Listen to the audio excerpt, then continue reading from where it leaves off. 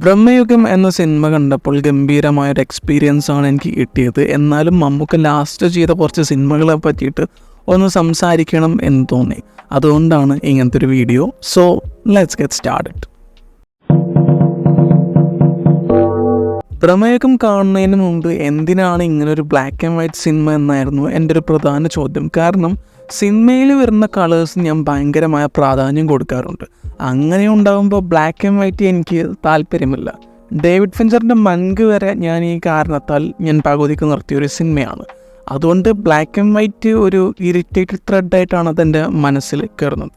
എന്നാലും ഈ വക സംഭവങ്ങളൊക്കെ വെച്ചിട്ട് തന്നെയാണ് ആദ്യ ഷോക്ക് തന്നെ ഞാൻ ഈ സിനിമയ്ക്ക് കയറിയപ്പോൾ എന്നാൽ കിട്ടിയത് ഒരു ആബ്സല്യൂട്ട് മാസ്റ്റർ പീസാണ്.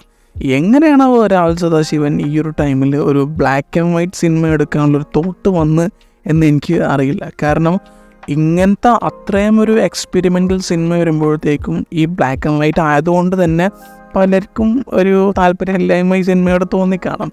എല്ലാവരും അങ്ങനെയൊന്നും ഞാൻ പറയില്ല, എന്നാലും ചിലർക്കെങ്കിലും അങ്ങനെ തോന്നാം. ഓക്കെ, എന്നാലും ഇങ്ങനത്തെ ഒരു സിനിമ എടുക്കാൻ പറഞ്ഞു കഴിഞ്ഞാൽ അതിലദ്ദേഹം ഒരു ജീനിയസ് തന്നെയാണ്. കഴിഞ്ഞ കുറച്ച് വർഷങ്ങളായിട്ട് ഇദ്ദേഹം സെലക്ട് ചെയ്യുന്ന ചില സിനിമകളൊക്കെ എനിക്ക് നല്ല ഇൻട്രസ്റ്റിംഗ് ആയിട്ട് തോന്നിയിട്ടുണ്ട്. കാരണം ഇതുവരെ ചെയ്യാത്തൊരു സബ്ജക്റ്റൊക്കെ ചെയ്യുമ്പോൾ വല്ലാത്ത ഫ്രഷ്നെസ് ആണ്. നൻപകൽ നേരത്ത് മയക്കം വന്നപ്പോൾ എനിക്കതിൻ്റെ നരേറ്റീവൊക്കെ നല്ല ഇൻട്രസ്റ്റിംഗ് ആയിട്ട് തോന്നിയിട്ടുണ്ട്. ഈവൻ മമ്മൂക്ക 2 വ്യത്യസ്തമായ ക്യാരക്ടേഴ്സിനെ കാര്യമായി ഗെറ്റപ്പ് ചേഞ്ച് ഒന്നും ഇല്ലാതെ ബോഡി ലാംഗ്വേജ് വെച്ച് ആ വ്യത്യാസം വരുത്തിക്കുന്നതൊക്കെ നൈസാണ്. ഒരു സിനിമ എന്ന നിലയിലും അദ്ദേഹത്തിൻ്റെ ആക്ട് വെച്ചും നല്ല രീതിയിൽ ഞെട്ടിപ്പോയൊരു സിനിമയാണ് റോഷാക്ക്. സൈക്കോളജിക്കലി ഇഷ്യൂ ഉള്ളൊരു ക്യാരക്ടറിനെ അവതരിപ്പിക്കുന്ന സമയത്ത് ആ ആക്ട് കാണാൻ തന്നെ നല്ല ഇൻട്രസ്റ്റിംഗ് ആയിരുന്നു.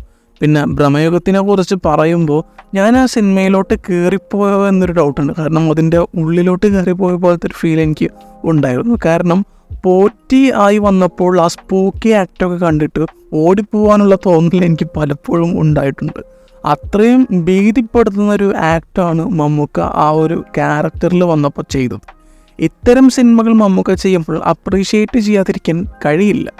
ഈ സിനിമകളോടുള്ള ഓഡിയൻസിൻ്റെ റിയാക്ഷൻ ഒരു ബിഗ് വിൻ ആണെന്ന് ഞാൻ പറയൂ. കാരണം നൻപകൽ നേരത്തെ മയക്കം IFFKയിൽ അതിൻ്റെ ഓഡിയൻസിനെ കണ്ടെത്തുന്നു. റോഷാക്ക് ഒരു ബോക്സ് ഓഫീസ് ഹിറ്റ് ആവുന്നു. എന്നെ സംബന്ധിച്ചിടത്തോളം റോഷാക്ക് അത്രയും കോംപ്ലക്സ് നെറേറ്റീവ് ഉള്ളൊരു സിനിമയാണ്. ഇതൊക്കെ ബോക്സ് ഓഫീസ് സക്സസ് ആവുമ്പോൾ തന്നെ എനിക്ക് നല്ല അതിശയമാണ്. പിന്നെ ബ്രഹ്മയുഗത്തിൻ്റെ കേസ് ഒരു മോണോക്രോം രീതിയിൽ വന്നൊരു സിനിമയ്ക്ക് ഇത്രയും നല്ലൊരു റിസപ്ഷൻ വരുമ്പോൾ ഐ ഷുഡ് സേ ദാറ്റ് ഇപ്പോഴത്തെ ഓഡിയൻസ് പൊളിയാണ്.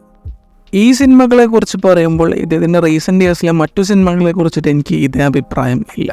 കാതൽ കോർ എനിക്കൊരു മീഡിയോക്കർ ഫിലിമായിട്ടാണ് തോന്നിയിട്ടുള്ളത്. ഒരു ഹോമോസെക്ഷൽ ക്യാരക്ടറായിട്ട് മമ്മൂക്ക വരുന്നത് ഒരു ഗ്രേറ്റ് ടേക്കാണ്. എന്നാൽ പോലും ആ സിനിമയുടെ കേസിൽ എനിക്ക് ഡ്രാമ കാര്യങ്ങളൊന്നും അത്രക്കൊന്നും വലിയ സാറ്റിസ്ഫാക്ഷനൊന്നും തന്നിട്ടില്ല. കണ്ണൂർ സ്ക്വാഡ് ഒരു ആവറേജ് സിനിമയായിട്ടാണ് തോന്നിയിട്ടുള്ളത്. ആ തിക്രി വില്ലേജ് ഫൈറ്റ് വരെ പൊളിയായിരുന്നു. പിന്നെ അങ്ങോട്ട് എനിക്ക് വലിയ ഹൈ ഒന്നും കിട്ടിയിട്ടില്ല. ഭീഷ്മപർവം ഇങ്ങനെ ചുമ്മാ കണ്ടിരിക്കും എന്ന നിലയിലുള്ളൊരു ആവറേജ് ഫിലിമായിട്ടാണ് തോന്നിയത്. മമ്മൂക്കയുടെ ഈ ഒരു ഫേസ് നല്ല രസമാണ്. കാരണം അദ്ദേഹം ചെയ്യാത്ത രീതിയിലുള്ള സിനിമകൾ തേടി പോകാനും ഇപ്പോഴത്തെ ഫിലിം മേക്കേഴ്സ് പരീക്ഷിക്കാൻ ഉദ്ദേശിക്കുന്ന കാര്യത്തിൽ ഒരു പാർട്ടായിട്ട് നിൽക്കാനും അദ്ദേഹം തയ്യാറാവുന്നുണ്ട്. എക്സ്പ്ലോർ ചെയ്ത് കൊണ്ടേയിരിക്കണം എന്നുള്ള അദ്ദേഹത്തിൻ്റെ ആ ഒരു ടേക്ക് തന്നെയാണ് എനിക്കിതിൽ പ്രധാനമായിട്ടും ഇൻട്രസ്റ്റിംഗ് ആയിട്ട് തോന്നുന്നത്. ഫിനിഷ് ദ സ്റ്റോറി എന്നല്ല, കഥ അദ്ദേഹം പിന്നെ തുടങ്ങിക്കൊണ്ടിരിക്കുകയാണ്.